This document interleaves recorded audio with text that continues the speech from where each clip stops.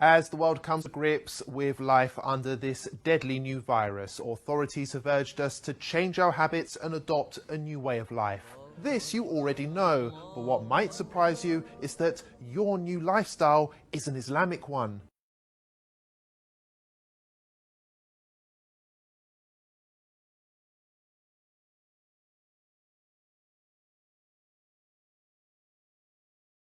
Muslims believe that the Quran is both a holy text and a guide on how to live a healthy and productive life. Nearly all of Muslims' daily activities, whether that be praying, fasting, or the clothes they wear, have been recommended in the Quran or by the Holy Prophet Muhammad. And for years, many of these practices have been ridiculed by non-Muslims who accuse them of being backwards, weird, or straight up offensive. But now, whether you like it or not, we all have to behave like a Muslim. For starters, pubs, clubs and casinos have all been closed.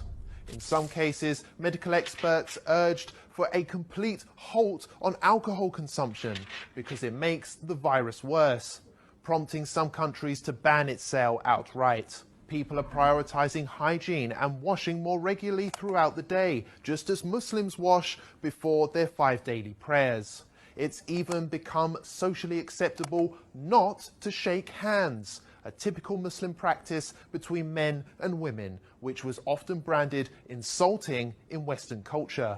Elsewhere, people are now beginning to cover their hands, hair and face in order to protect oneself in public, including those who at one time or another used to insult Muslim women for choosing to do the same thing. Well, it's this way. You know, you can use a scarf. A scarf is, everybody, a lot of people have scarves, and you can use a scarf. Scarf would be very good. And my feeling is if people want to do it, there's certainly no harm to it. I would say do it, but use a scarf if you want. Even Islamophobic governments, which blanket banned the Muslim burqa, can now be seen adopting masks, which makes them look more Muslim than ever before. European countries like Austria have gone as far as to make face covering compulsory by law. And the face veil, covering, has turned out to be so beneficial that London aims to make it compulsory for all in shops and on public transport going forward. And there's more. On the economic front, interest rates have been slashed to near 0% in some cases, which is exactly what Islam teaches. Muslim families also self-isolated naturally for prayers and fasting during Ramadan for an entire month, while non-Muslims massed on British beaches. Now, you may ask, what's the point in bringing this all up?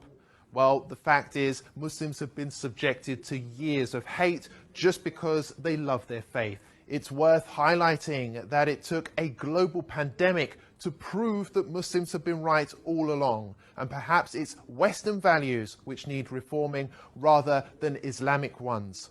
Remember that the next time you have something nasty to say about Islam.